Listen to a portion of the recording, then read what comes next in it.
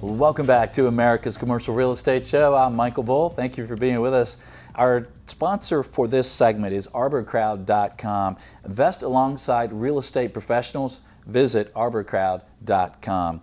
And today we are talking about retail and retail real estate. Please welcome my next guest. It's Beth Azor. She's Azor Advisory Services. Now, Beth does shopping center leasing training for companies who have leasing people for retail. She's also a real estate developer, retail developer. She's an investor. She's also a speaker, and she is an author, and she's going to speak with us right now via, where are we doing this? Via Skype. Thanks for being with us, Beth.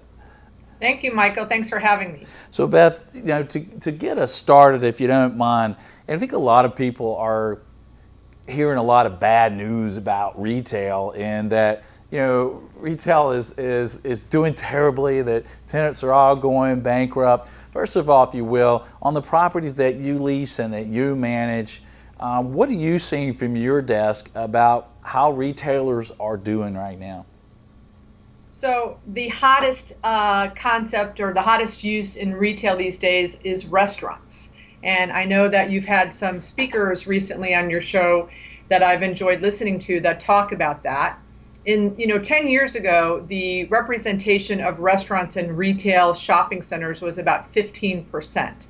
It is now skyrocketed to 35%, and some landlords are even taking it as high as 50%. Wow. So restaurant representation in shopping centers is crazy. They've really become the new anchor for properties. So as in the retail market, the anchors are starting, to have some issues with Amazon and online. The restaurants are really just killing it. Okay.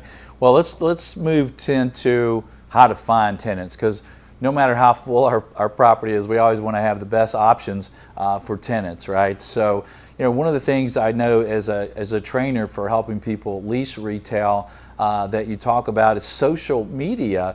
And I think people think about social media for their projects, right, to bring customers to their centers and things, but can they also use it to maybe attract tenants?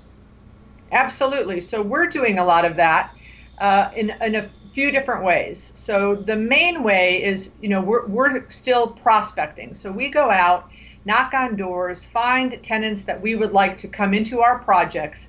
And then what we do, because, there's a Harvard study that says people buy after the 5th touch. So instead of cold calling them 4 times after you visit their store, what we're doing is we are integrating social media touches. So we go into a store, let's say we go into a great barber shop. We'd love to have them in our center. We leave them a flyer, we leave the property, and then we reach out, we go to Facebook and we see, okay, does this barber shop have a Facebook page? It pops up that they do, and there's a little blue box that says message. What we do is we message them, like direct message them and say, hey, we own shopping centers. Are you interested in opening another location? What we're finding is if we do about 10 of those a day, because Facebook kicks you out after about 10 to 12, so it's not going to take you a lot of time, 15 minutes a day, we're getting 3 out of 10 people that are responding. So 33% response on the Facebook private message. Why is that? Well, one, they're not opening up their email, seeing 300 emails and getting overwhelmed. They're opening up their Facebook and seeing a little 1 in the little circle at the top right corner. The other thing that is the reason we're getting so much response is, guess who monitors the Facebook pages? The owners of the businesses do. They don't allow their gatekeepers to monitor their Facebook pages. So we're getting directly straight through to the owner of the business. So of a 10 average daily, we've been doing this for now 9 months, we're seeing a 33% response. Of those 3 that respond per every 10, 2 usually say, no, thank you, not interested, but 1, which is 10%, we usually show space to. So those odds, Michael, are just crazy for prospecting and building the pipeline. Yeah, that's awesome return and percentage there. So you're not engaging with them to start promoting their business or retweeting them or reposting or liking their post. You're really just using it as the messenger part of it. Yes, yeah, we're doing it as basically we're driving. We're trying to prospect through their Facebook page. Okay. The other way I'm using social media to bring tenants to my shopping centers is to identify a use we need. So let's just go back to Barber, for example, and we pick the community that the shopping center is in. We'll choose, let's say, 10 zip codes around the shopping center, and we will do an ad which will show the shopping center layout and the site plan, and we will send it to the, let's say, 300 barber shops in the 10 zip codes around the property. And that has been hugely successful as well. We just, we're in the middle of an LOI negotiation with a 6,000 square foot physical therapist that we did this strategy with. And now it's a snail mail. So it's Facebook advertising. Oh, okay. So if you have a Facebook page and you're a physical therapist, we will pay, and that ad cost us $20. It ran for 5 days and it hit 472 physical therapists in, I think we did a 15-mile or 15 zip code radius of the property. So your total cost and then how many prospects you got, that's some great numbers, right? Crazy. It's crazy what's going on in the world of social media and prospecting. So you're not using the phone as much as really you're using social media, and then you said come door to door, right? You go to see some of these tenants. Absolutely. So our strategy is we hit the streets, and these are for mom and pops. These aren't the national retailers. Sure. This is the, we all prospect the nationals, and then we should be also prospecting the mom and pops. So for the avenue of the mom and pops, we go out to the market, find retailers we would like to have them come into our shopping center, leave a flyer, and then follow up with a Facebook direct message, and then once a week, we will run an ad for about $20. We send it out to the zip codes around the property, and we do it use specific.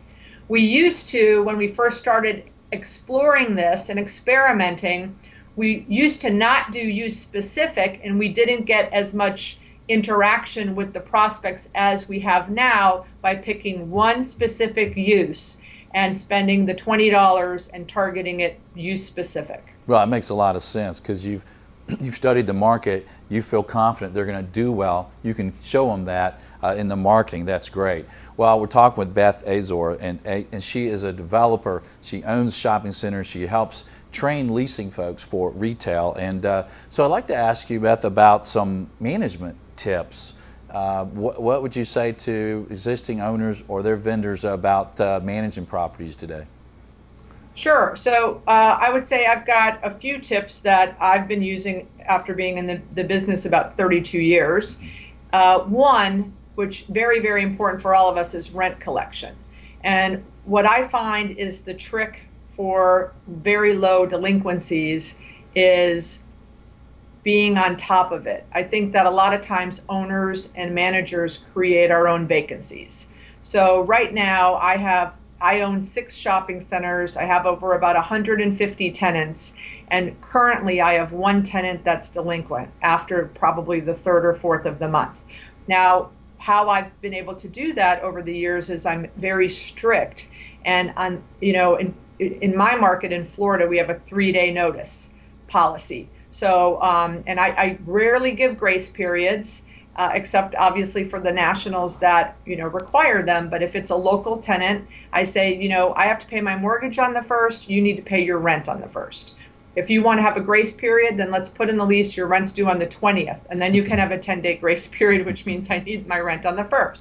So we probably send out late fee notices, when tenants first sign leases with us and first get open, in the first couple months, and then they get with the program and they realize there's a saying, the baby who cries the most, gets the bottle the most. Yeah. So I am on them like white on rice, which enables me to have a high level of collectability. And also what we're doing in Well, all hold of on. our Before you move on, I got to ask you this. Based on our interview so far, are you sending them that notice that they're late via Facebook?